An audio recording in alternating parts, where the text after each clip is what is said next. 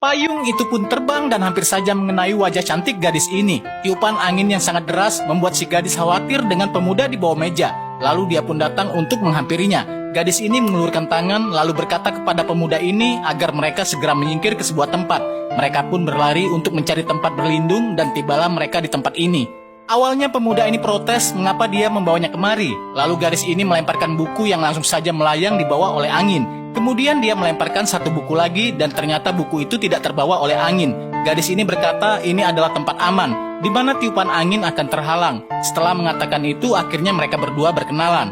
Tidak lama kemudian di sebuah kereta, Hasan mengajak Mona untuk menikah dengannya. Dan akhirnya mereka pun menjadi sepasang suami istri. Beberapa tahun kemudian di sebuah rumah, seorang pengantar koran datang menaruh koran di depan teras. Hasan bertanya apakah pemuda ini baru bekerja menjadi pedagang koran. Pemuda ini pun menjawab bahwa dia baru saja menggantikan seorang temannya. Mendengar ucapan itu, Hasan pun mengajak pedagang koran itu untuk masuk ke dalam rumahnya. Di sini Hasan mengajari pemuda itu bagaimana caranya membaca koran. Tapi ketika Hasan sedang menjelaskan cara membaca koran yang benar, tiba-tiba istrinya pun keluar dari kamarnya dan memilih untuk melanjutkan tidurnya di sebuah sofa.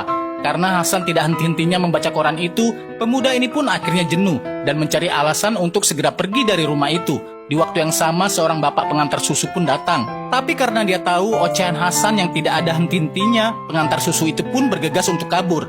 Sementara itu di dalam rumah, Hasan berusaha menggoda Mona dengan menyentuh wajahnya. Sampai akhirnya Mona pun terbangun, kemudian dia pun bersiap-siap untuk segera pergi kerja. Saat Mona sedang mandi, tiba-tiba Hasan pun masuk ke dalam untuk mengantarkan kue tart coklat kesukaan Mona, yang membuat Mona pun marah. Setelah selesai mandi dan akan berangkat kerja, tiba-tiba saja Hasan menggendong istrinya ini ke meja makan untuk melakukan sarapan. Selain beraktivitas layaknya ibu rumah tangga, Hasan juga sangat suka berbicara sehingga membuat Mona istrinya sangat bosan dan segera bergegas pergi sambil menutup kedua telinganya.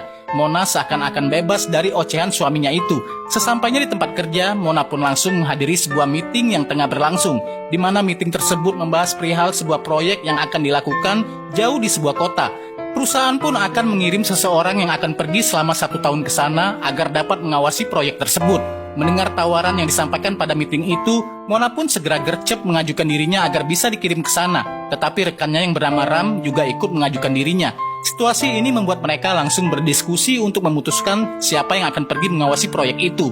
Lalu saat mereka berdiskusi, temannya Ram mengungkapkan bahwa dia akan ke sana karena hubungan dia dan istrinya sedang bermasalah. Sehingga Ram mencoba untuk merayu Mona agar dia mendapatkan pekerjaan itu. Tidak hanya di kantor, Ram juga menelpon Mona di rumah untuk merayunya. Tapi di tengah pembicaraan mereka, tanpa sengaja Mona mendengarkan suaminya Hasan sedang melemparkan sebuah rayuan.